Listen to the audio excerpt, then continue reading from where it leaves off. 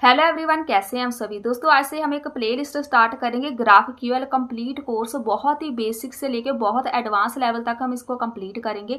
With project हम create करेंगे ताकि आपको पता चले एक्चुअल में कैसे काम होता है। और अगर आप रिएक्ट जीएस डेवलपर हैं, अगर आप रिएक्ट जीएस के साथ ही काम करना चाहते हैं आगे चल के भी, देन आपको ग्राफ क्यूएल सीखना पड़ेगा। हर बार हम नोड जीएस का यूज नहीं करते। क्या है आखिर ग्राफ क्यूएल, इसको हम इस पूरी वीडियो के अंदर सीखेंगे। लेकिन थोड़ी सी आपको नॉलेज मैं बता देती हूँ जहाँ से, अगर आप नोड जेएस यूज कर रहे हैं ना, बहुत सारी कंपनीज आजकल ऐसी हैं नोड जेएस के साथ ग्राफ क्यूएल हम यूज करते हैं। बहुत सारी नोड जेएस की ऐसी वर्किंग है या फिर ऐसी कोडिंग है जिसको रिमूव करके हम ग्राफ को यूज करते हैं। इसीलिए इसको लॉन्च किया गया था कि जो नोड जेएस के अंदर प्रॉब्लम्स है उसको सॉल्व किया गया था ग्राफ के अंदर। तो इस पूरी की पूरी प्ले लिस्ट के अंदर बहुत ही बेसिक से लेके हम स्टार्ट करेंगे। जिसको बिल्कुल भी नॉलेज नहीं है ग्राफ क्यूएल लैंग्वेज की, वो भी इस वीडियो से कंप्लीट सीख सकता है। आज हमारा फर्स्ट लेक्चर है। ऐसे ही हम डेली वीडियो अपलोड करेंगे ताकि हमारा पूरा कोर्स इसमें कंप्लीट हो जाए। और इस पूरे कोर्स के अंदर जो सिलेबस रहेगा वो पूरे का पूरा ए टू जेड जितना होगा ना हमारे पास ग्राफ क्यूएल लैंग्वेज को सीखने के लिए, वो पूरा ऐड किया है मैंने। बिल्कुल आपको बेसिक से नॉलेज मिले और कहीं जाके आपको ग्राफ क्यूएल को सीखने की जरूरत ना पड़े।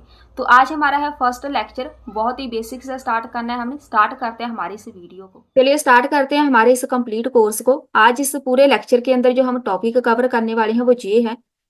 इन टॉपिक के ऊपर आज हम बात करेंगे। बीच में थोड़ा सा थ्योरी लेक्चर रहेगा बिल्कुल स्टार्टिंग में, ताकि आपको पता चले इसका एक्चुअल में मतलब क्या है, क्यों लॉन्च किया गया, क्यों किसने लॉन्च किया इसको, आखिर इसका मेन मकसद क्या था। सबसे पहले बात करेंगे ग्राफ क्यूएल। पूरे लेक्चर के अंदर या फिर पूरे कोर्स के अंदर हम इसको शॉर्ट नेम देंगे ग्राफ। तो ग्राफ को ही मैं प्रोनाउंस करूंगी। अगर हम ग्राफ की बात करें, ये एक क्यूरी लैंग्वेज है। क्यूएल मतलब है क्यूरी लैंग्वेज। इसको अगर कंपेयर करना हो तो आप नोड जेएस के साथ करेंगे। अगर आप पहले से नोड जेएस यूज कर सकते हैं, करते आए हैं ना, तो आप इसके बाद ग्राफ को यूज कर सकते हैं। तो ग्राफ केवल एक क्यूरी लैंग्वेज है जिसको फेसबुक ने लॉन्च किया था। इसका मेन मकसद एक ही था लॉन्च करने का। हमारे पास नोड जेएस के अंदर जितनी भी रेस्ट एपीआईज यूज करते हैं ना, अगर आपको एपीआईज नहीं पता, जिसको हम CRUD ऑपरेशंस बोलते हैं, अपने डेटा गेट करना है, पोस्ट करना है, अपडेट करना है, डिलीट करना है, ये सारी एपीआईज होती हैं। एपीआईज के साथ जब हम काम करते थे नोड जेएस के अंदर, अगर आपने ग्राफ को कंपेयर करना हो किसी लैंग्वेज के साथ ना, हम नोड जेएस के साथ कंपेयर कर सकते हैं। जिसमें मेन प्रॉब्लम आई थी तभी हम समझ पाएंगे। अगर नोड जेएस की बात करें, वहां पे जितनी एपीआईज थी ना, एपीआईज मतलब हमने डेटा गेट करना है, पोस्ट करना है, डिलीट करना है, अपडेट करना है, वहां पे एक इश्यू था, एक प्रॉब्लम थी। वो प्रॉब्लम क्या थी इसको बाद में देखेंगे। उस प्रॉब्लम को सॉल्व करने के लिए यहाँ पे फेसबुक ने लॉन्च किया ग्राफ को। तो अब जो प्रॉब्लम थी वो ये थी, मुझे जितनी बार भी डेटा चाहिए ना, जितनी बार जितनी एपीआईज मैंने क्रिएट करनी है, जितने भी मुझे डेटा चाहिए, हर एक डेटा को फेच करने के लिए, जो एक्सेस करने के लिए मुझे डिफरेंट एपीआई बनानी पड़ती थी।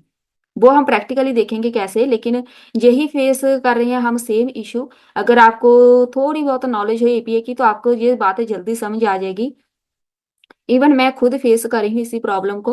वहां पे हमें हर बार एपीआई क्रिएट करनी पड़ती है। जितनी आपने जितनी बार भी डेटा फेच करना है, मुझे स्टूडेंट का डेटा चाहिए, ठीक है, बाय आईडी फेच करना है, बाय नेम हो गया, बाय मार्क्स हो गया। बाय नेम के लिए आपको एपीआई क्रिएट करनी पड़ेगी, बाय मार्क्स के लिए एपीआई क्रिएट करनी पड़ेगी। जितना डेटा चाहिए हर बार आपको एपीआई क्रिएट करनी पड़ती है। हर बार आपको रिक्वेस्ट भेजनी पड़ती है कि हमें ये डेटा दे दो, ठीक है। बार बार आपको यही काम करना पड़ेगा। उसी रेस्टफुल एपीएस के अंदर इस जो मेन प्रॉब्लम थी ना, बार बार आपको एपीएस क्रिएट करनी पड़ती है। उन सारी के सारी एपीएस को वहां पे मर्ज किया गया ग्राफ के अंदर, कि आपको सिर्फ एक बार एपीआई क्रिएट करनी है, उसी के साथ आप पूरा डेटा फैच कर सकते हैं। तो ये हमारी मेन प्रॉब्लम थी नोड जेएस के अंदर। प्रैक्टिकली आपको ज्यादा समझ आएगी, इसीलिए थोड़ा सा सब्र करें। जब हम प्रैक्टिकल करेंगे आपको सब कुछ समझ आ जाएगी। मेन इशू इसका था बस एपीआई के साथ, और कोई भी मेन रीजन नहीं था। अब बारी आती है कि ग्राफ को किस लैंग्वेज के साथ हम यूज कर सकते हैं। इसको हर एक लैंग्वेज के साथ यूज करते हैं, पाइथन हो, जावा हो, कोई भी पीएचपी हो। लेकिन अगर हम आज के टाइम की बात करें ना, जो टॉप पे लैंग्वेज है वो है जावा स्क्रिप्ट। इसको स्पेशली हम जावा स्क्रिप्ट के साथ यूज करते हैं। अगर आप रिएक्ट जेएसएस यूज कर रहे हैं ना, अगर आप रिएक्ट के लिए जॉब के लिए भी अप्लाई करते हैं, देन आपको ये ग्राफ लैंग्वेज आनी चाहिए। तो अगर आप रिएक्ट डेवलपर हैं तो आपने इसको सीखना है बहुत ही बेसिक से। बहुत सारी जॉब रिक्वायरमेंट ऐसी होती है जहां पे उनकी फर्स्ट रिक्वायरमेंट यही होती है कि आपको ग्राफ के साथ काम करना आ जाए। क्यों? इसका मेन रीजन यही है कि हम अगर नोड जेएस के साथ काम करते हैं ना, वहां पे एपीआई क्रिएट करते हैं, बेशक फ्रंट एंड है बैक एंड है, अगर आप रिएक्ट की भी बात करें, अगर आप फ्रंट एंड से एपीआई क्रिएट करते हैं, वहां पे हमारा टाइम बहुत वेस्ट होता है बार बार एपीआई क्रिएट करने के लिए। उसको हमारे टाइम को सेव करने के लिए तो हम यहाँ पे ग्राफ को यूज करते हैं, इसीलिए आजकल इसको ज्यादा प्रेफर किया जाता है। अब बारी आती है जो एपीआई होता क्या है। अगर आपको बिल्कुल भी पहले से नॉलेज नहीं है किसी भी एपीआई की, तो मैं थोड़ा सा ओवरव्यू बता देती हूँ।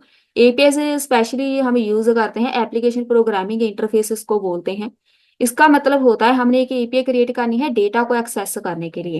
हमारे पास सारे का सारा काम एपीआई के साथ ही होता है, बेशक वो फ्रंट एंड हो बेशक वो बैक एंड हो, हमेशा ही हम एपीआई के साथ काम करते हैं। बेसिकली हम यहाँ पे चार एपीआई यूज करते हैं। या तो हमने जैसे को हम CRUD ऑपरेशन बोलते हैं, या तो क्रिएट करना है डेटा, या रीड करना है, अपडेट करना है, या डिलीट करना है। इन्हीं एपीआई के साथ हम बस इसके ग्राफ के अंदर पूरा काम करते रहेंगे। इसी को हम आगे चल के यूज करेंगे।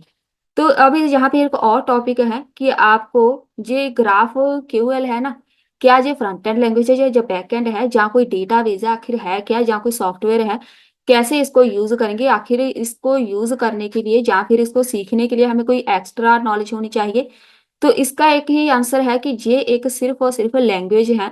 इसके साथ अगर डेटाबेस की बात करें, वो आपने मोंगो डीबी यूज करना है अगर आप रिएक्ट जेएस यूज कर रहे हैं, ठीक है। ये एक सिर्फ लैंग्वेज की तरह हमने सीखनी है, रिएक्ट के साथ इसको हम यूज करेंगे। सिर्फ इंस्टॉल करना पड़ता है, इसको npm इंस्टॉल करके हमारे पास ग्राफ इंस्टॉल हो जाएगा, ठीक है बस। उसके बाद जो डेटाबेस यूज होगा वो हमारा पहले वाला मोंगो डीबी ही यूज होगा। ये एक फ्रंट एंड बैक एंड दोनों लैंग्वेज के साथ काम करती है। नोड जेएस जैसे है ना, बिल्कुल नोड जेएस को रिमूव करके हमने ग्राफ को यूज करना है, बस हमारा इतना सा काम है। अब बारी आती है ग्राफ को ज्यादातर यूज किया क्यों जाता है, इसके जो बेनिफिट्स है। तो मैं मोटे मोटे यहाँ पे आपको ओवरव्यू बता देती हूँ जो इसके मेन बेनिफिट्स हैं। सबसे पहले तो इसको यूज किया जाता है फास्ट प्रोग्रामिंग के लिए, मतलब मेरा टाइम बहुत कम वेस्ट होता है, बार बार हमें एपीआई क्रिएट नहीं करनी पड़ती। उसके बाद जो मेन बेनिफिट आता है कि ये एक्सेप्टेबल है हर एक कंपनी के थ्रू, मतलब हर एक कंपनी में इसको यूज किया जाता है। और छोटे मोटे बहुत सारे बेनिफिट है कि इसका जो कोडिंग है बहुत कम होती है, हमें इजीली समझ आती जाती है। अगर नोड जेएस की बात करें, वहां पे एपीआई क्रिएट करने के लिए हमारे पास थोड़ा सा डिफरेंट मेथड है, इसके साथ हम थोड़ा इजीली समझ सकते हैं। उसके बाद हमारे पास यूज केसेस आते हैं। यूज केसेस मतलब इसको कहाँ कहाँ यूज किया जाता है। यूज केसेस होते हैं कि आज के टाइम की बात करें, स्पेशली हम इसको यूज करते हैं रियल टाइम एप्लीकेशंस के लिए। क्योंकि हमारे पास जो रियल टाइम में हमारे प्रोजेक्ट होता है उसी के ऊपर हमने ज्यादा फोकस करना होता है। रियल टाइम एप्लीकेशन मतलब अगर आपके पास ई कॉमर्स है, वहां पे डेटा आपके पास रियल टाइम में आता है, यूजर की इंफॉर्मेशन आती है, वो रियल टाइम हो गया। एडमिन के पास डेटा जाएगा, किसी यूजर ने प्रोडक्ट बाय किया है, पेमेंट की है, वो सारी रियल टाइम एप्लीकेशन होती है। चैट एप्लीकेशन एक रियल टाइम एप्लीकेशन है, वहां पे इनको ज्यादा यूज किया जाता है जो हमारे रियल टाइम प्रोजेक्ट होते हैं। ये बहुत ही इंपॉर्टेंट है कोर कॉन्सेप्ट। इसी को हम पूरे कोर्स के अंदर सीखेंगे। कोर कॉन्सेप्ट एक नहीं है, तो इसके लिए मैंने यहाँ पे कंप्लीट एक बनाया हुआ है डायग्राम। यहाँ पे ये है मेरे पास पूरा डायग्राम, ये हमने ओवरव्यू इसका देखना है, ठीक है। ये एक टॉपिक है हमारा पेंडिंग, इसको पहले कवर करते हैं। इसमें से सबसे पहले हम ये टॉपिक कवर करते हैं, रेस्ट और ग्राफ क्यूएल में डिफरेंस क्या है।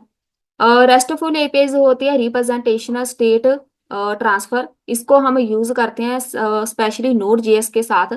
अगर हम ग्राफ की बात करें और रेस्ट की बात करें, दोनों में जो मेन डिफरेंस होगा ना, बस मैं आपको बताऊंगी। सबसे पहले इसके अंदर जो डिफरेंस आता है डेटा फैचिंग का। डेटा फैच करना है मैंने, अगर रेस्ट की बात करें वहां पे आपको हर बार अलग से एपीआई क्रिएट करनी पड़ती है। अगर हम ग्राफ की बात करें, एक बार एपीआई क्रिएट की वहां से डेटा मिल जाएगा। लेकिन जो मेन डिफरेंस आता है, अगर हम रेस्ट की बात करें ना, आपने एपीआई से डेटा फेच करना है, आपको वो पूरा डेटा प्रोवाइड कराता है। जितना भी डेटा होता है ओवरऑल सारे का सारा डेटा आपको प्रोवाइड कराएगा। आपको बेशक जरूरत हो या ना हो, लेकिन आपको सारा डेटा मिलेगा, जितना बड़ा मर्जी डेटा हो। लेकिन ग्राफ के अंदर जो मेन पॉइंट आता है यही है जिसके लिए स्पेशली इसको प्रेफर किया जाता है। हमें जितना डेटा चाहिए, अगर आपको थोड़ा डेटा चाहिए उतना ही डेटा आपको मिलेगा जितनी आपने रिक्वेस्ट किया, बाकी एक्स्ट्रा डेटा आपको कुछ भी नहीं मिलेगा। सबसे पहला डिफरेंस यही आता है डेटा फैचिंग का।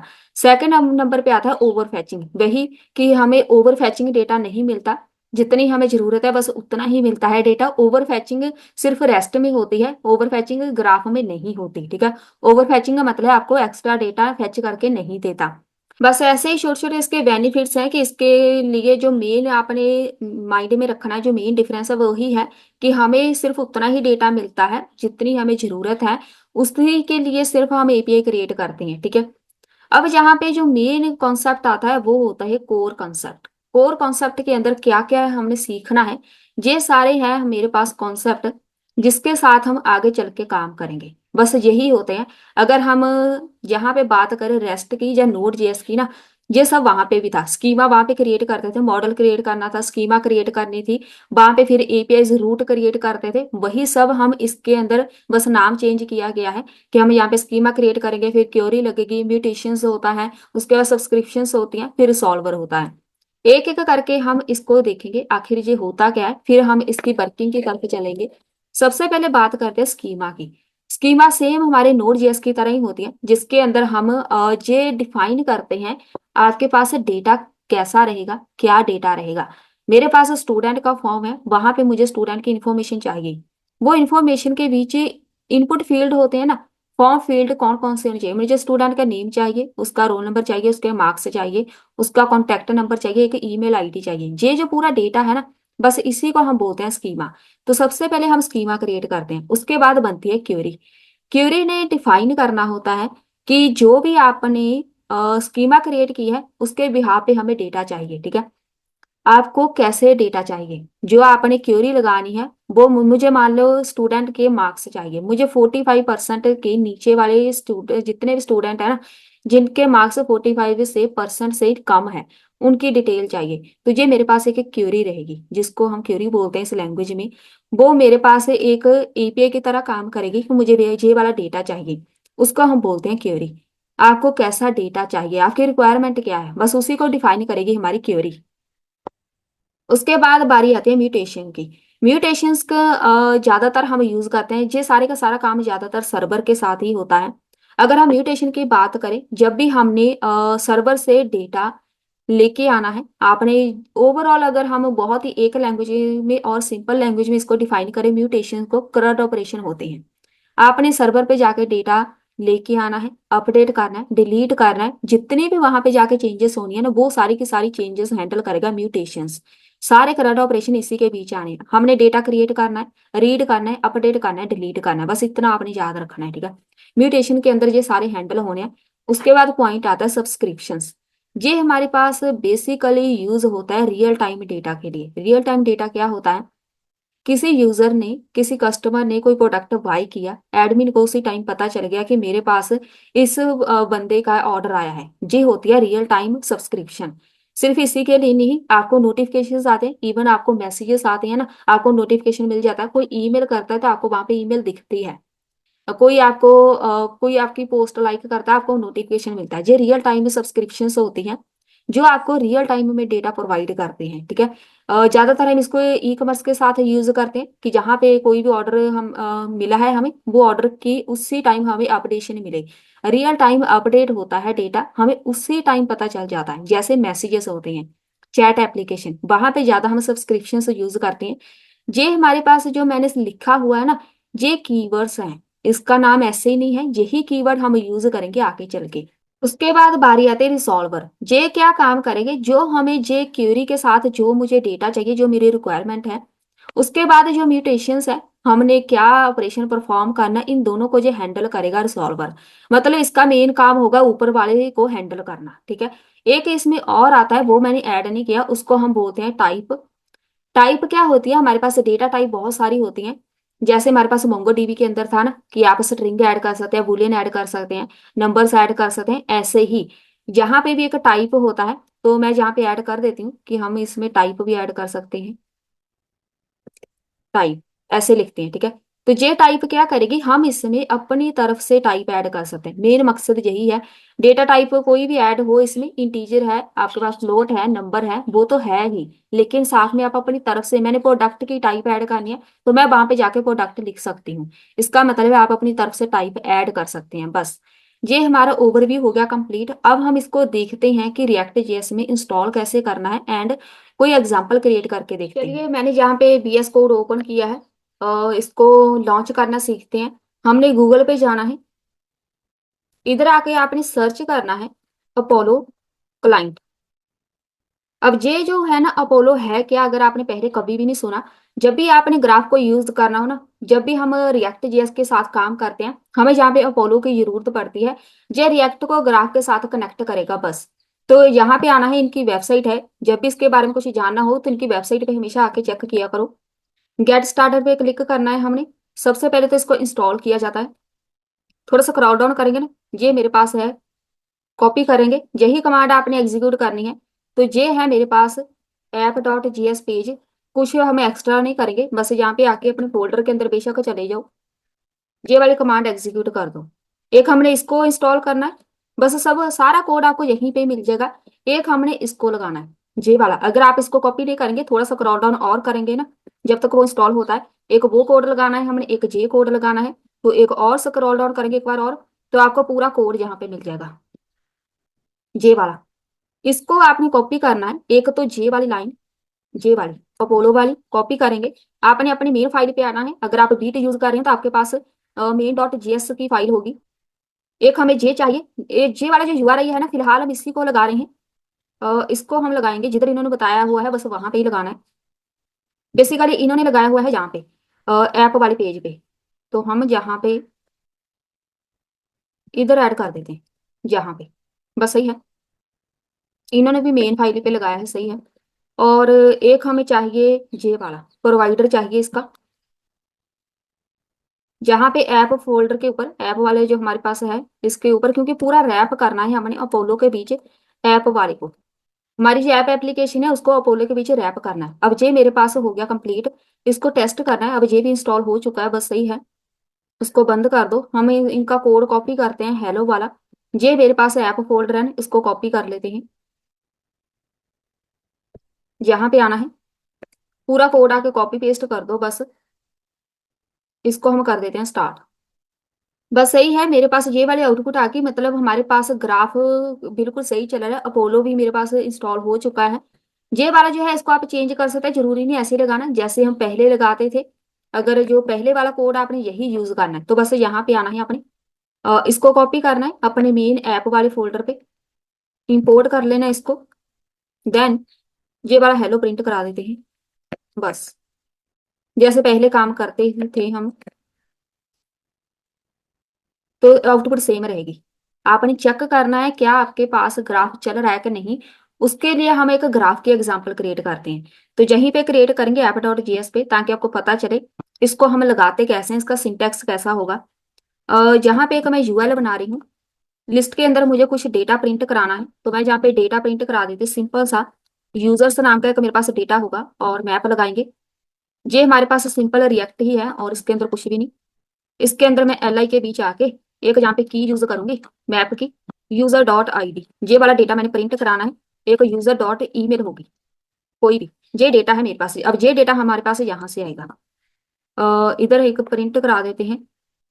अब देखो, एक मैं यहाँ पे लिखूंगी क्योरी, मैंने जहाँ पे बताया था ना आपको, यही कीवर्ड हम यूज करेंगे, ये वाले जो मैंने बताए हैं कोर कॉन्सेप्ट।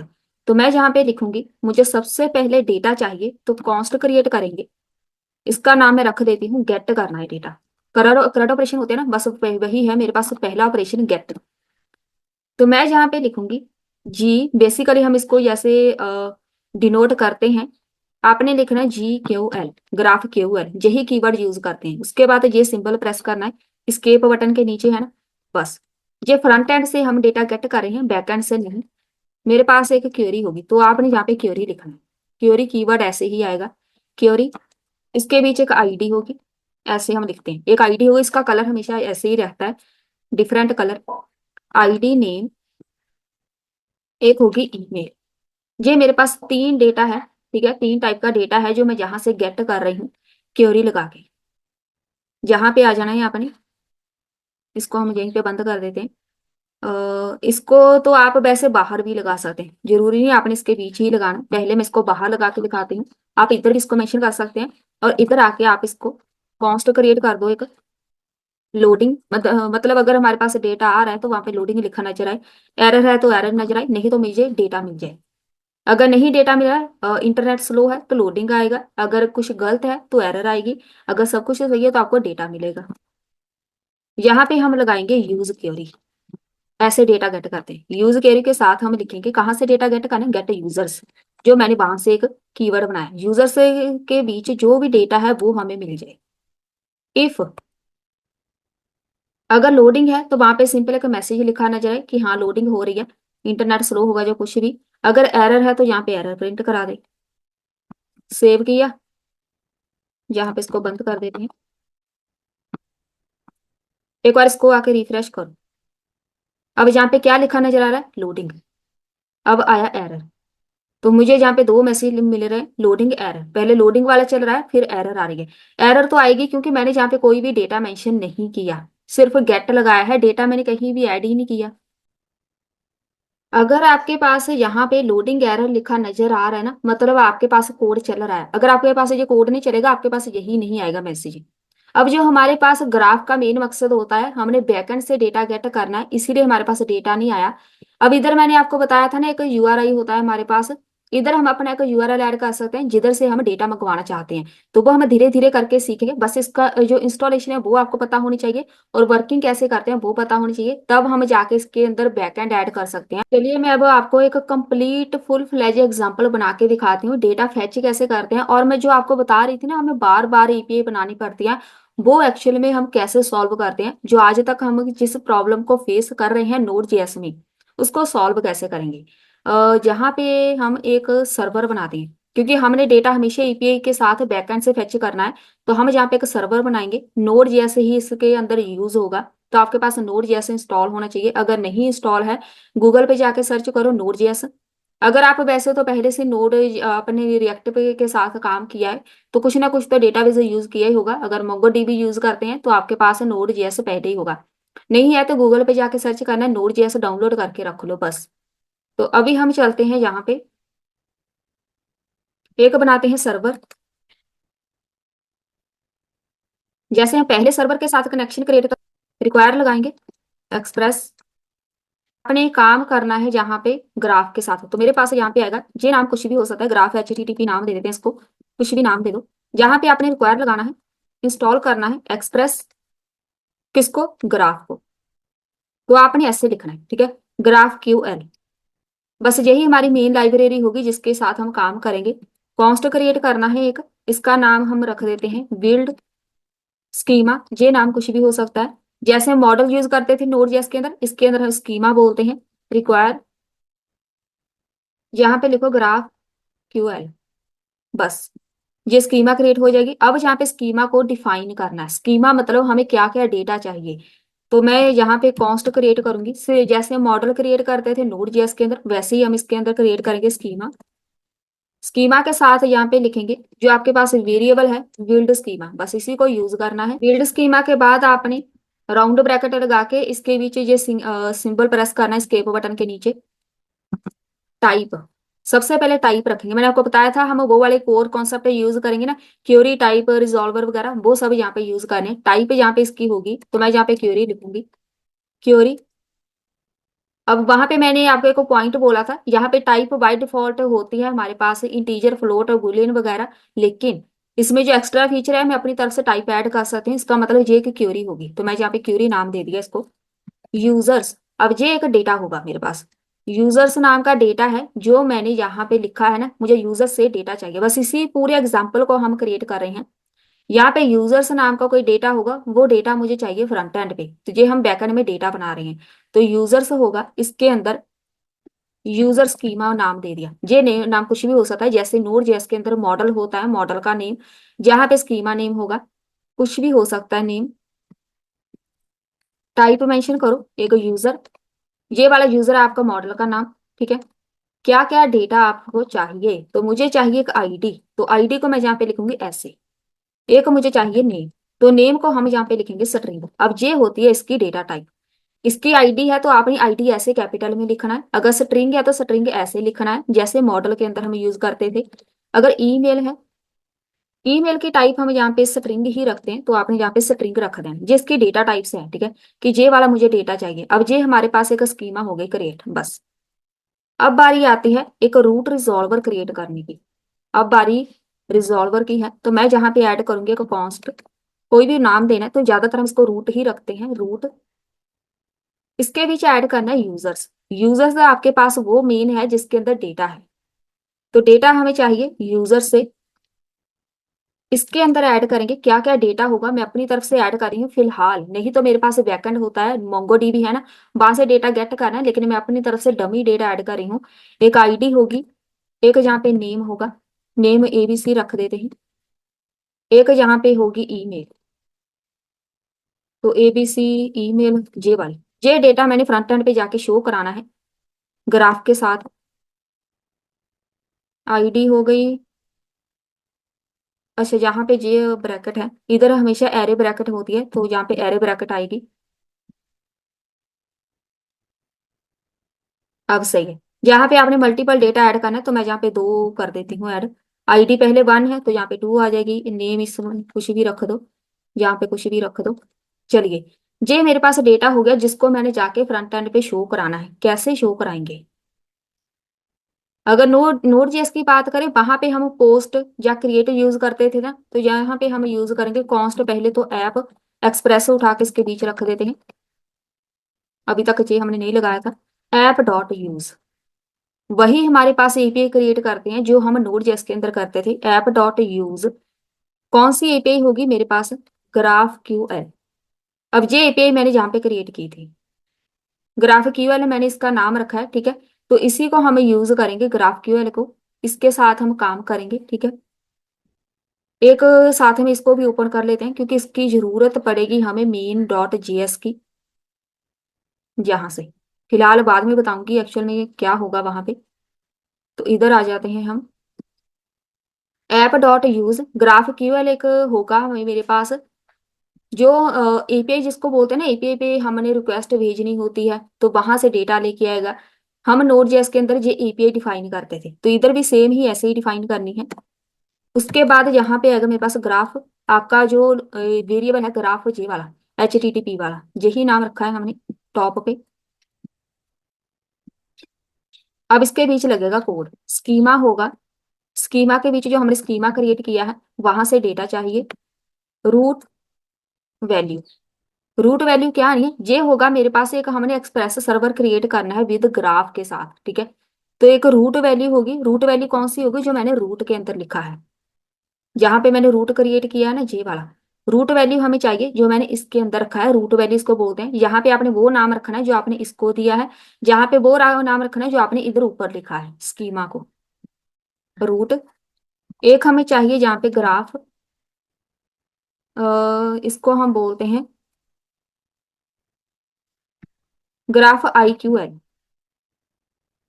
इसके बीच हम इसकी वैल्यू ट्रू कर देंगे। अब ये होता क्या है, इसका मतलब होता है इनेबल करना, ग्राफ को इनेबल करना है ताकि वो हमें हमारी एप्लीकेशन को कनेक्ट करे फ्रंट एंड बैक एंड के साथ, तो ये इनेबल करने का काम करेगा, बस इतना काम होगा। ये हमारे पास हो गया कि एक्सप्रेस सर्वर क्रिएट, हमेशा ऐसे ही क्रिएट करना है।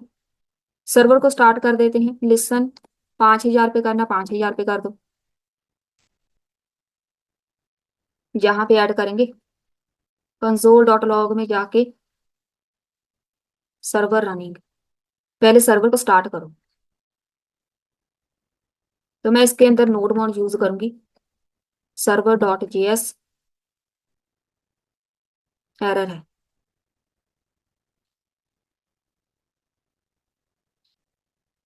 एरर है एक्सप्रेस ग्राफ क्यूएल, इसको हमने इंस्टॉल नहीं किया। कॉपी कर लो, जब हम सर्वर के साथ काम कर रहे हैं तो इसको हमने अलग से इंस्टॉल करना होता है, कोई फोल्डर के अंदर नहीं जाना। npm install express graph QL, बस इसको इंस्टॉल कर लेना है, तो ये अपने आप इंस्टॉल हो जाएगा। चलिए, ये तो हो गया हमारे पास काम खत्म, ये इंस्टॉल हो जाएगा। आपने आना है मेन डॉट जेएस पे, जिसको अभी हमने ओपन किया। मैंने जहाँ पे बोला था ना कि जहाँ पे यूआरआई होता है, तो यहाँ पे ऐड करेंगे। एक यूआरआई आपने ऐड करना है, इधर आएगा आपका मेन सर्वर। मेरे पास HTTP सर्वर है लोकल होस्ट, जहां पे आपको क्लियर हो जाएगा नोड जेएस एंड ग्राफ के अंदर डिफरेंस क्या है। तो एक जहाँ पे मेरे पास ग्राफ नाम दे देते हैं, ग्राफ क्यूएल, इधर आके डेटाबेस का नाम आता है। अब जे वाला जो ग्राफ क्यूएल है ना, इसको मैंने यूज किया है यहाँ पे, इसको बंद कर देते हैं। जे वाला ग्राफ क्यूएल एक एपीआई होगी, बस यहाँ से जाके डेटा लेके आएगा। जे वाली एपीआई मैंने अब लगा दी इधर मेन डॉट जीएस पे। इधर जो लिखा हुआ है नाम, वही नाम आपने इधर लिखना है। तो 5,000 पे सर्वर है हमारा। अब जे वाला जो है ना, इसी को हम बोलते हैं नोड जेएस के साथ हमें बार बार एपीआई क्रिएट करनी पड़ती थी। अब ऐसा नहीं होगा। एक आपने कॉमन एपीआई क्रिएट की, उसको यहाँ पे लगा दिया मेन पेज पे, ठीक है, मेन डॉट जेएस पे। इसी एपीआई को आप जितनी बार मर्जी यूज करो, आपको बार बार जाके एपीआई क्रिएट नहीं करनी। बस आपने इसका नाम लिखना है कि मुझे यहाँ से ग्राफक्यूएल से डेटा चाहिए, तो बस आपने इसका नाम लिखना है, आपको डेटा मिल जाएगा। पहले मैं जहाँ पे सर्वर को रिस्टार्ट कर रही हूँ, नहीं चला सर्वर। जब तक सर्वर नहीं होगा कनेक्ट, तब तक डेटा नहीं मिलेगा। ग्राफ टीटी, जहाँ पे स्पेलिंग गलत है, इसके जो इसका नाम है ना ग्राफ क्यूएल है, यहाँ पे आपने ग्राफ क्यूएल लिखना है। अगर जब भी हमने यहाँ पे करली ब्रैकेट यूज किया ना, इसका मतलब ये एक वेरिएबल की तरह काम करेगा, पहले से ही बना हुआ है। तो हम यहाँ पे डिफाइन नहीं कर रहे, बस यूज कर रहे हैं। इसको कॉपी करना, ग्राफ क्यूएल HTTP सर्वर है, तो इसको मैंने लगाया था यहाँ पे जे वाला। इधर भी अपडेट कर देना, ग्राफ क्यूएल HTTP होता है। तो अब इसको एक बार चेक करते हैं। अब जहाँ पे सर्वर चल रहा है, एक बार इधर आके इसको रिफ्रेश करके देखो। रिफ्रेश, इंस्पेक्ट ओपन करो। आपको जहाँ पे अब डेटा नजर आना चाहिए, वो जो मैंने वहां पे डिफाइन किया है। बस एरर्स हम देखेंगे अभी। एरर है कोर्स की, तो ये हमारे पास बहुत कॉमन है। हमेशा ही कोर्स को डिफाइन किया करो। इसको बंद कर देते हैं। स्पेशली अगर आप ग्राफ यूज कर रहे हैं, तो आपने हमेशा ही कोर्स इंस्टॉल करनी है। कॉन्स्ट कोर्स, यहाँ पे इसको हम यहाँ पे लगा देते हैं, ऐप डॉट यूज कोर्स। बस सेव कर दिया, एक बार रिफ्रेश करके देख लो। अब यहाँ पे कनेक्शन की एरर है, मतलब सर्वर पे। बस यही एरर्स आप फाइंड करना सीख लो। यहाँ पे ऐप नहीं है मेरे पास। जो हमारी दूसरी एरर है वो ये होगी कि मेरे पास जो एक्सप्रेस है ना, या ऐप है, वो लास्ट पे है। तो आपने इसको हमेशा टॉप पे रखना है। इसको वो मिल ही नहीं रहा। जिधर ऐप को डिफाइन किया है, इसके ऊपर जे आएगा ऐसे। अब सर्वर देते हैं, सर्वर चल रहा है, बस सही है। इसको रिफ्रेश करो। अब हमारे पास यहाँ पे मेन एरर आई है। ये एरर है क्या, यहाँ पे फ्रंट एंड से हम रिक्वेस्ट भेज रहे हैं बैक एंड पे, हमें वहां से डेटा चाहिए, लेकिन इसको एपीआई नहीं मिल रही। तो हमने जो एपीआई क्रिएट की है, ये वाली, हमने इसको डिफाइन करना है। तो आपने यही कोड यूज करना है, लेकिन जो आपने डेटा मंगवाना है, पहले तो मैं यहाँ पे लिखूंगी, एक नाम देना है, गेट यूजर्स नाम दे दो, कोई भी नाम देना है। यहाँ से डेटा आएगा। किसके अंदर डेटा सेव है मेरे पास, बैकएंड में यूजर्स के साथ। यूजर्स के अंदर मेरे पास डेटा सेव है, तो इसको आपने ऐसे लिखना है। ये वाला यूजर्स अपनी तरफ से कुछ भी नहीं लिख देना। यहाँ पे यूजर्स है ना, ये वाला, बस इसको डिफाइन करना है तब, ताकि इसको फ्रंट एंड से पता चले कि बैकएंड में ये यूजर्स वाला डेटा होगा, उसको प्रिंट करना है। और यहाँ पे ये गेट यूजर्स है, इसको कॉपी कर लेते हैं। इसको हम प्रिंट, वैसे तो ऐसे ही सही है, हमें डेटा मिल जाएगा, पहले चेक कर लेते हैं। तो यहाँ पे डेटा आ गया है, बस सही है, कोई जरूरत नहीं है कुछ भी ऐड करने की। इसको हम बंद कर देते हैं। ये आ गया मेरे पास डेटा। अब जितना मर्जी डेटा आप बैकएंड में ऐड करते जाओ, ग्राफ के साथ आप ऐसे डेटा फेच करते हैं, जितना मर्जी डेटा हो। अगर मैं यहाँ पे आईडी रिपीट कर दूं, मेरे पास आईडी 3 हो जाएगी, ठीक है, मतलब 3 आईडी है, लेकिन आईडी 1 2 है। अब इसको रिफ्रेश करेंगे, तो यहाँ पे मेरे पास आईडी के साथ आपके पास रिपीट हो रहा है डेटा, वो भी मिल जाएगा। लेकिन ज्यादातर हम प्रेफर करते हैं कि आईडी हमेशा यूनिक रखी जाए, क्योंकि डेटाबेस में हमेशा आईडी यूनिक होती है, जिसके साथ हम अपनी एपीआई क्रिएट करते हैं। ये तो डमी डेटा है, लेकिन आपको डेटा मिल जाएगा जो रिपीट भी हो रहा है। तो फिलहाल आपने यहाँ पे इतना सीखना है ग्राफ के अंदर, कि डेटा हम फैच कैसे करते हैं। यही हमारा मेन काम होता है। अब यहाँ पे जो मेन डिफरेंस आता है, बस वो समझ लो। अगर आप नोड जेएस के साथ पहले काम करते थे ना, बस यही मेन डिफरेंस है। इधर मुझे ये वाला यूआरएल सिर्फ एक बार ही क्रिएट करना है, एक बार क्रिएट करके रख लिया, इसको बार बार यूज करेंगे, बस इतना सा काम है। इसको मेन एक बार क्रिएट करके साइड में लगा दो, बाकी इसका कोई काम नहीं। जहां पे जो हमने डेटा गेट करना है बस उसके लिए हम छोटा सा कोड लगाएंगे। ये वाला डेटा चाहिए, पूरा डेटा चाहिए तो पूरा डेटा आपको यहाँ पे मिल जाएगा। ऐसे ही हम छोटे छोटे प्रोजेक्ट डेली क्रिएट करेंगे ताकि आपको और ज्यादा समझ आ जाए। आज की वीडियो में बस इतना ही है, मिलते हैं फिर नेक्स्ट लेक्चर में।